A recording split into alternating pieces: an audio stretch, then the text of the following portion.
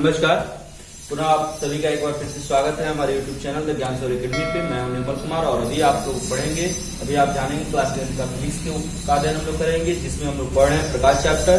प्रकाश में हम लोग प्रकाश के परावर्तन के बारे में जान रहे हैं। प्रकाश के परावर्तन संबंधित सारे कंसेप्ट को जानने के पश्चात अभी उससे संबंधित न्यूमेरिकल भी करना है, लेकिन अभी हम लोग करेंगे जो मुख्य है, जो दर्पण हम लोग पढ़े हैं। तो कोई भी हम काम करते हैं उसका कोई ना कोई यूज होता है, कोई ना कोई एप्लीकेशन होता है, इसी कारण उसको हम करते हैं।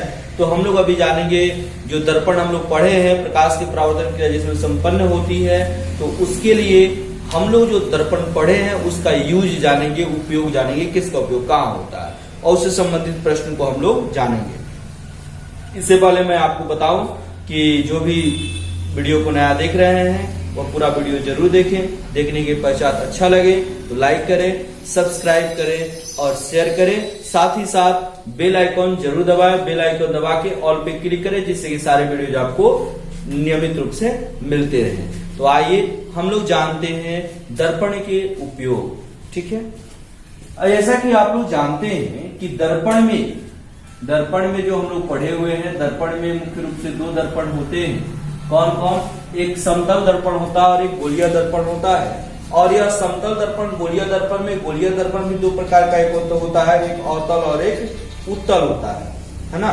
तो अब इसमें हम लोग जानेंगे उसके आगे कि क्या होता है। तो इनका उपयोग हम लोग जानेंगे कि समतल दर्पण का क्या उपयोग होता है, उत्तल दर्पण का क्या उपयोग होता है और अवतल दर्पण का क्या उपयोग होता है ना। तो यहां पर बारी बारी से इसके बारे में हम लोग जानेंगे। सबसे पहले हम लोग जानते हैं समतल दर्पण का उपयोग। पहला, समतल दर्पण का उपयोग।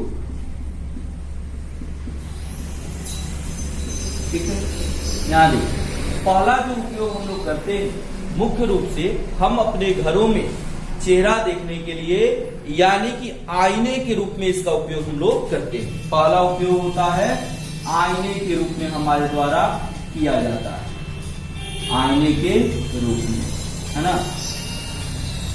दूसरा क्या होता है इसका उपयोग? तो दूसरा होता है सजावट के, व्यापक रूप से इसका प्रयोग होता है सजावट के सामग्री को बनाने के लिए, सजावट के कार्यों को करने के लिए इसका उपयोग व्यापक रूप से होता है। यानी कि सजावटी कार्यों में इसका उपयोग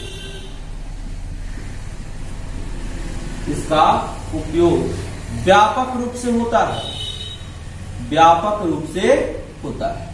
आप देखते होंगे सजावटी कार्यों का मतलब यह हुआ कि घर में अगर कुछ होता है, कढ़ाई वगैरह का काम होता है या साड़ी बनता है या कुछ भी बनता है, तो उसमें थोड़ा सा छोटा छोटा दर्पण का पार्ट लगा दिया जाता है, जिससे कि वह रिफ्लेक्ट करता है, वहां पे कोई प्रकाश पड़ता है तो रिफ्लेक्ट करता है, वह एट्रैक्टिव लगता है। तो उसको सजावट के कार्यों को करने के लिए हम करते हैं।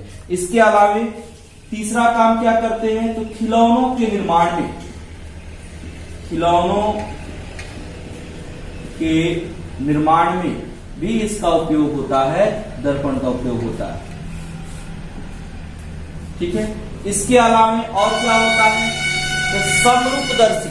समरूपदर्शी में इसका समरूपदर्शी का मतलब हो गया सम मतलब बराबर, समान, रूप मतलब जो जैसा जो बिंब दिया जाता है वैसा ही, दर्शी मतलब दिखाने वाला, यानी कि एक समान। ऐसे हम समतल दर्पण को व्यवस्थित करते हैं कि एक समान दिखाई देने वाला हमको इमेज प्राप्त हो, क्रिएट हो, तो उसको हम कहते हैं समरूपदर्शी, यानी कि समरूपदर्शी के निर्माण में होता है, समरूपदर्शी के निर्माण में। इसके अलावा यह अब दर्पण को कितने एंगल पे रखा जाता है उस पर यह निर्भर करता है ना, के निर्माण में। इसके अलावा बहुरूपदर्शी के निर्माण में, यानी कि अनेक बहुरूपदर्शी के निर्माण में भी इसका उपयोग होता है ना। यह हो गया समतल दर्पण का उपयोग। अब हम लोग जानेंगे इसके अलावा अवतल दर्पण का उपयोग कहाँ होता है, उत्तल दर्पण का उपयोग कहाँ होता है। तो पहले जानते हैं हम उत्तल दर्पण का उपयोग। समतल दर्पण के बाद उत्तल दर्पण का उपयोग। उत्तल दर्पण का उपयोग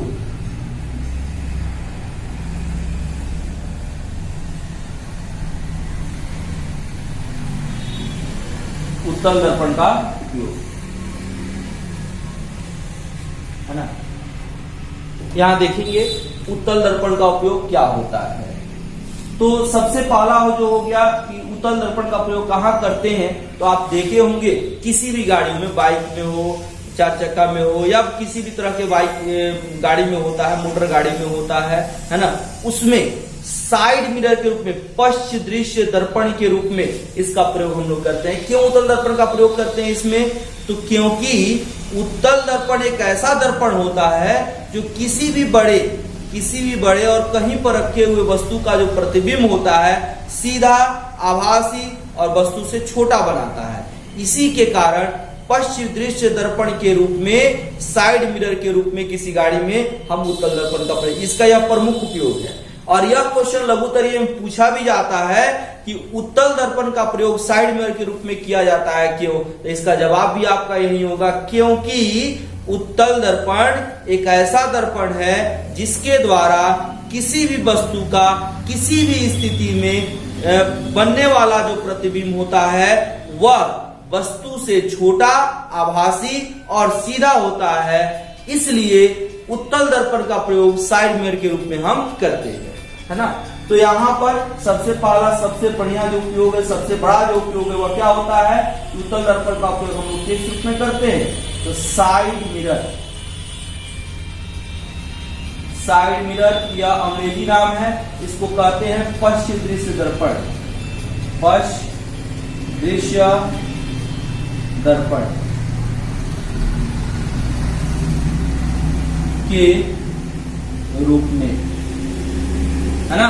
और दूसरा जो इसका मुख्य उपयोग होता है वह होता है रोड लैंप में, सड़क के किनारे जो स्ट्रीट लैंप लगता है, उस स्ट्रीट लाइट में, स्ट्रीट लैंप में परावर्तक सतह के रूप में उत्तल दर्पण का प्रयोग किया जाता है। क्यों किया जाता है, क्योंकि जैसे यह दर्पण हुआ, अगर यहाँ पे हम बल्ब लगा देते हैं तो क्या होता है, लाइट यहाँ से निकलता है और विस्तृत एरिया में, है ना, बिखर जाता है।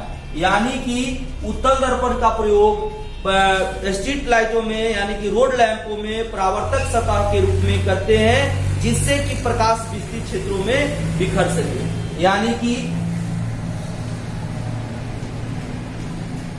रोड लैंप के परावर्तक सतह के रूप में, परावर्तक सतह के रूप में, परावर्तक सतह के रूप में प्रकाश को विस्तृत क्षेत्रों में फैलाने हेतु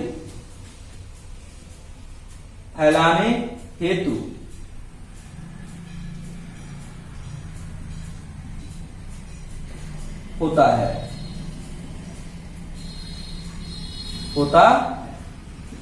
है ना। यह हो गया समतल दर्पण का, उत्तल दर्पण का उपयोग। अब इसमें हम लोग जानेंगे अवतल दर्पण, जो आपका 2-3 दर्पण हम लोग जानते हैं, समतल, उत्तल और अवतल। समतल दर्पण का उपयोग हुआ, उत्तल दर्पण का। अब एक ठो अब लास्ट है, हम लोग जानेंगे अवतल दर्पण का उपयोग। देखिए, अब तीसरा जो है हम लोग का दर्पण हुआ अवतल दर्पण का उपयोग। जानना है कि अवतल दर्पण का उपयोग कहाँ कहाँ होता है ना। अवतल दर्पण का उपयोग आपसे एक प्रश्न या पूछा भी जाता है, तो इससे लघुत्तरीय या ऑब्जेक्टिव में प्रश्न पूछे जाते हैं कि इस कार्य में कौन सा दर्पण का उपयोग किया जाता है ना। जैसे आपसे पूछा जाएगा कि साइड मिरर के रूप में किस दर्पण का प्रयोग होता है ना। तो आपका ऑप्शन दिया रहेगा, 4 दर्पण दिया रहेगा, तो उसमें आपको सिलेक्ट करना है तो किस दर्पण का प्रयोग किया जाता है, तो उत्तल दर्पण का प्रयोग किया जाता है। जैसे आपसे चलेगा आईने के रूप में किस दर्पण का प्रयोग किया जाता है, तो समतल दर्पण का। समरूपदर्शी के रूप में किस दर्पण का प्रयोग किया जाता है, तो समतल दर्पण का। ऐसे ऑब्जेक्टिव पूछे जाएंगे। इससे लघुत्तरीय प्रश्न भी पूछे जाते हैं। कैसे, तो आपसे पूछे जाएंगे समतल दर्पण के 2 उपयोग को लिखे, उत्तल दर्पण के 2 उपयोग को लिखे। ऐसे प्रश्न पूछे जा सकते हैं। अवतल दर्पण के 2 उपयोगों को लिखे। तो यह आपको ऑब्जेक्टिव में और लघुत्तरीय में प्रश्न पूछे जाते हैं। और यदि दीर्घ उत्तरीय में प्रश्न पूछे जाएंगे तो पूछे जाएंगे कि समतल दर्पण, उत्तल दर्पण एवं अवतल दर्पण के उपयोगों को लिखे। यह दीर्घ उत्तरीय में प्रश्न पूछा जाएगा। अब इसे देखिए, इसमें अवतल दर्पण में क्या क्या इसका उपयोग होता है ना। पहला इसका उपयोग अवतल दर्पण में क्या होता है, तो हजामती दर्पण के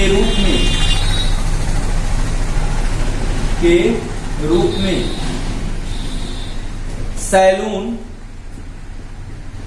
अब यह बदल चुका है, अब इसको हम सैलून के बदले में अब यहाँ पर ब्यूटी पार्लर, जेंट्स पार्लर के कह सकते हैं। तो लिख देते हैं ब्यूटी पार्लर या जेंट्स पार्लर, है ना। हजामती दर्पण के रूप में salon, beauty parlour, gents parlour में होता है। यह हो गया इसका प्रयोग, है ना। इसके अलावा और कहां होता है इसका प्रयोग, तो मोटर गाड़ी के हेडलाइट का जो परावर्तक सतह होता है वह अवतल दर्पण होता है। यानी कि मोटर गाड़ी के हेडलाइट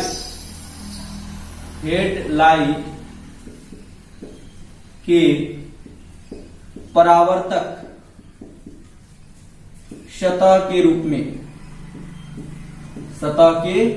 में और क्या, तो यहां पे और कहां इसका उपयोग होता है, तो सोलर कुकर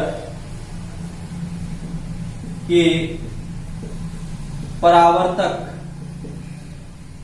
सतह के रूप में और कहां होता है प्रयोग। अब देखिए, सबको समझते जाइए। मोटर गाड़ी के हेडलाइट यानी कि जो हेडलाइट होता है यहाँ पे लगाया जाता है, तो यहाँ से प्रकाश निकलता है तो वह सीधा बहुत दूर तक जाता है, इसीलिए मोटर गाड़ी के हेडलाइट के परावर्तक सतह के रूप में इसका प्रयोग किया जाता है। सोलर कुकर में इसलिए हम प्रयोग करते हैं क्योंकि अब तो संदूक की भांति होता है, यहाँ पे जो लगा होता है ना, यहाँ से अगर प्रकाश आता है तो समांतर से आता है, तो यह समांतर पर आता है, अगर यहाँ से टकराने के बाद यह मुख्य फोकस पर केंद्रित हो सके, इसलिए यहाँ पर हम अवतल दर्पण का प्रयोग करते हैं, है ना। इसके अलावा आंख, नाक, कान के डॉक्टर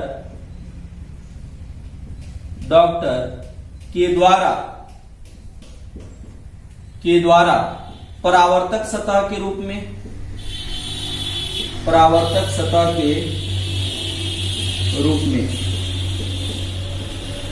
है ना। अब जैसे देखिए, आंख, नाक, कान के डॉक्टर के द्वारा परावर्तक सतह में कैसे इसका प्रयोग होता है, तो जैसे मान लेते हैं कि यहाँ पे लाइट है ना, तो वहां पे डॉक्टर क्या करता है, अपने सर पे एक दर्पण लगाए रहता है, यहाँ से प्रकाश आता है, और जैसे मान लेते हैं कि कान का जांच करना है, तो यहाँ से समांतर से प्रकाश आएगा और टकरा करके उसके नाक में, उसके कान में प्रवेश करता है, जिससे कि उस पार्ट को वह आसानी से देख पाता है और उसका इलाज कर पाता है ना।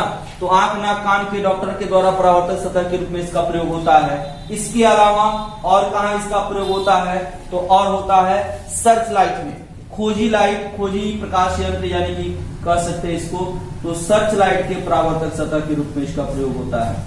सर्च लाइट के परावर्तक सतह के रूप में। अब देखिए यहाँ पे यह तो जो हमने लिखा, यह उपयोग लिखा, इसे लघु उत्तरीय प्रश्न में जैसे कि बताया को पहला क्या यहाँ पूछा जा सकता है, आप लिख लेंगे क्वेश्चन कुछ हम लिख देते हैं यहाँ पे, है ना। जैसे क्वेश्चन होगा कि उत्तल दर्पण का प्रयोग साइड मिरर के रूप में क्यों किया जाता है, उत्तल दर्पण का प्रयोग साइड मिरर के रूप में क्यों किया जाता है, क्यों किया जाता है। देखिए आप उत्तल दर्पण का प्रयोग साइड मिरर के रूप में क्यों किया जाता है, तो जैसा कि हमने बताया क्योंकि, यहाँ पे उत्तर आपका क्या होगा, लिखेंगे क्योंकि उत्तल दर्पण किसी भी स्थिति में कहीं पर भी किसी कितना भी बड़ा वस्तु का प्रतिबिंब वस्तु से छोटा, आभासी एवं सीधा बनाता है, जिससे पीछे से आने वाले वाहनों को ड्राइवर अच्छी तरह से अवलोकित कर पाता है। अतः उत्तल दर्पण का प्रयोग साइड मिरर के रूप में किया जाता है। इसके अलावा और भी पूछा जा सकता है, जैसे कहा जाएगा कि आंख नाक कान के डॉक्टर के द्वारा परावर्तक सतह के रूप में अवतल दर्पण का प्रयोग क्यों किया जाता है, क्योंकि डॉक्टर के द्वारा अवतल दर्पण का प्रयोग करने का कारण यह होता है कि किसी प्रकाश स्रोत से आने वाली प्रकाश की किरणें उस दर्पण से टकरा करके जहां पर जिस पार्ट को डॉक्टर को देखना होता है वहां पर वह प्रकाश पहुंच जाता है और आसानी से डॉक्टर उसको देख करके इलाज कर पाता है, इसलिए डॉक्टर के द्वारा उस दर्पण का प्रयोग किया जाता है। यही चीज मोटर गाड़ी की हेडलाइट के लिए भी आपसे पूछा जा सकता है, तो उपयोग भी पूछा जा सकता है, लघुत्तरीय प्रश्न भी पूछा जा सकता है, तो आप इसका जवाब समुचित दे सकते हैं। तो यहाँ पर हम लोग जाने दर्पण के उपयोग। अब अगले वीडियोज में हम लोग जानेंगे जो हम लोग पढ़े हुए हैं, जैसे दर्पण सूत्र पढ़े हुए हैं, आवर्धन का सूत्र पढ़े हुए हैं, F बराबर R/2 पढ़े हुए हैं, तो F बराबर R/2 से संबंधित प्रश्न हम लोग कर चुके हैं। अगले वीडियोज में हम न्यूमेरिकल्स बताएंगे, जिसमें आवर्धन का न्यूमेरिकल्स होगा और दर्पण सूत्र का न्यूमेरिकल्स होगा। इस न्यूमेरिकल को हम लोग करेंगे, तत्पश्चात हम लोग अगला प्रकाश का टॉपिक पढ़ेंगे, प्रकाश का अपवर्तन हम लोग जानेंगे। धन्यवाद। पुनः अगले वीडियोज में अगले टॉपिक के साथ हम लोग मिलेंगे। नमस्कार।